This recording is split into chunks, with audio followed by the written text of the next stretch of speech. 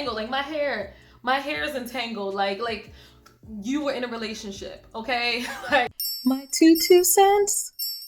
hi everybody, and welcome back to my YouTube channel, my two cents. Whoop, whoop, whoop, whoop. Yes, thank you guys so much for watching. If you are new to my channel, just so you know, I'm going to be talking a lot about pop culture, but I'm also going to be teaching you guys a lot about brand strategy and marketing as well. Why is that important? Well, if you're trying to increase your followers, get new customers, or keep the customers that you already have, then you want to listen up, and this is a channel for you. I'm going to be teaching you guys a lot about the strategies and secrets that big brands use to have you fall in love with them, and sometimes they don't even do it with trying. So go ahead and subscribe.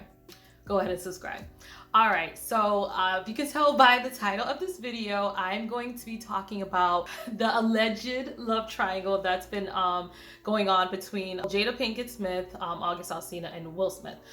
So if you need to catch up, definitely check out my last video where I give all the tea about that. And this is the first time that Jada is officially speaking out about it.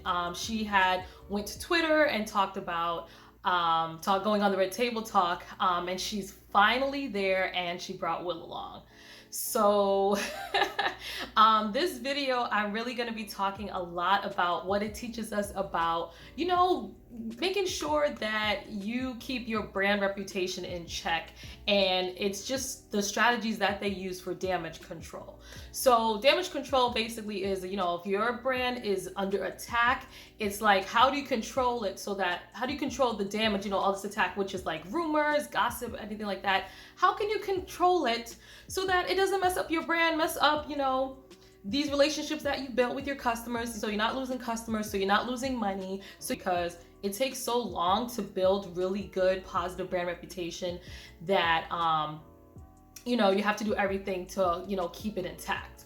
So the Red Table Talk that she had, right off the bat, she started framing the narrative. This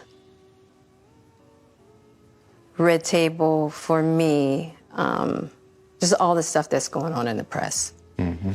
I felt like it was important to come to the table to really clear the air. Somebody made a statement for me that wasn't a statement I made, mm-hmm. that went cray-cray. And one of the reasons why I wanted to come to the table is the media, the headlines. We specifically never said anything. And that is my first takeaway from this is, make sure that you own your narrative. So prior to this, everyone's been buzzing and making up their own stories, filling in their own gaps. But when it's your time to speak, make sure that you own your narrative and you have the control, because it's coming from you, to say what you want to say and frame it in a way to, get your brand back on track. And Jada was very, knew that, and her and Will were very strategic. So if you see, it starts out with her saying, this was 4 years ago. About 4 years ago, mm-hmm. Started a friendship with August. Mm-hmm. And it all started with him just needing some help. He was really, really sick, yeah. And the outpouring for him from our family was initially about his health. So now you're like, okay, this was in the past. This is not something recent. And just having that thought in your mind already is framing the story in a way that is lessening the blow. It's making it seem like, don't hold me accountable for something that happened 4 years ago, and try to match to something, if me and Will are talking about our relationship now, don't try to attach it that way. The thing that they did was straight from the beginning, they wanted to, talk about the players involved and frame what their role was. Before this, it's like Jada's a villain, August Alsina's a villain, he's a homewrecker, if you want to say that, and her and Will are swingers that, are looking for people to, play with, in a sense. And August Alsina was like their first, their next target. And this narrative that Jada Pinkett does, it frames it more so in a way of, 4 years ago, I met someone, they were really sick. They were in a time of need, and I wanted to heal them. So it's like, oh, okay, all right, that makes sense. And they really make it they really make it a point to talk about how sick August Alsina was when she met him, to show that she's caring and like this all came from a good place. So those are just things that you want to think about, and it's also tugging at your heartstrings. People remember stories that are tied to emotion. It makes it more memorable. People remember negatives more than positives, and it actually takes like five times more, or like you have to do 5 positive things to offset that one negative thing. So she's, this story is pushing, at it, like tugging at your heartstrings. So you're like, oh man, so, you got this person, in need, and then they're talking about, their marriage being in shambles and all that. So that's really how she controlled the narrative, and then, debunked all these rumors too, which brings me to my second point about being transparent. And the idea of not communicating, not talking about it, not clearing the air, and just being as transparent.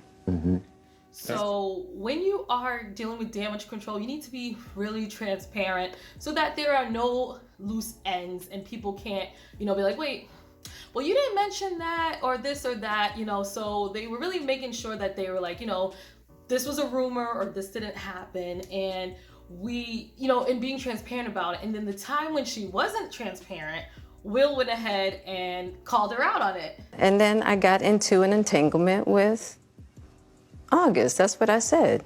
An entanglement? Yes. Yes. A relationship? Yes, it was a relationship. Absolutely. Like, what's entangled? Like, my hair is entangled. Like you were in a relationship, okay? Like I was entangled with somebody, for 3 years, and then we got, a little untangled, but no, it doesn't work that way, okay? I want to just, hit pause on this because we saw this transparency and owning the narrative with Jordynwoods, and I don't know if you remember, she went to the Red Table Talk because clearly the Red Table Talk is the best place to shape the narrative, and Jordynwoods went on and, there was rumors buzzing and there was huge allegations against her. She is Kylie Jenner's best friend, and she's being accused of sleeping with her best friend's sister's boyfriend and baby daddy. So it makes her, look like the homewrecker. It makes her look like she's the, the evil, vindictive one. And so she came in and owned the narrative and shaped herself to be someone that was kind and the victim. And I was honest about being there, but I wasn't honest about the actions that had taken place. Did you think you were trying to protect their relationship at that time? I just knew how much turmoil was going on that I was like, let me not just throw more fuel on the fire. Right. I know I was trying to protect Chloe's heart. Yeah. She doesn't deserve this either. Right. People have even dehumanized her in this situation to where they can't feel for her. Right. And so after that Red Table Talk, she, was able to, flourish, and her brand equity increased. If you didn't see my last video, and I talked about brand equity, so definitely check that out.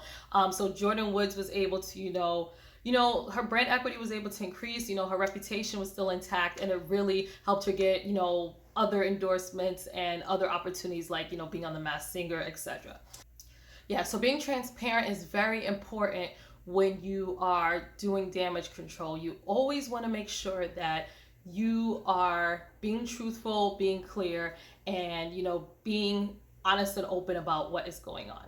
And then there's another point that I wanted to make is about being true to your brand. So, Jada Pinkett was very open and honest, but she made sure when she was framing the narrative, she was using buzzwords to tie back to her brand. And she was doing this throughout the whole interview. It's healing that needs to happen. You and I were also going through a process of healing in a much different manner. And it was really a joy to just help heal somebody. Yeah. Help, whether it's your health or whether it's your addictions. There's something about that childhood trauma that feels as though it can be fixed through fixing people. And was able to really confront a lot of emotional immaturity, emotional insecurity. And I was really able to do some really deep healing. That she stayed true to her brand throughout this entire conversation, very strategically, so that it showed why she was doing what she did, and it showed that her actions match who she is from it, and it brought her and Will back together. He mentioned too, like, they were separated, they both did some soul searching as well. So those three things were what I really learned about brand reputation, like strategies for damage control. So if you find that your business or anything that you're doing is under fire, think about how you can control the narrative, how you can be transparent and truthful about what's going on, and own up to it and take accountability, and then find ways to be strategic and repetitive with bringing things back to your brand and what your brand stands for. And if you do those things as seamlessly as Jada Pinkett Smith did, then you will have no trouble at all. That is all I wanted to talk about this week. If you have made it to the end of this video and you have not subscribed, you better subscribe.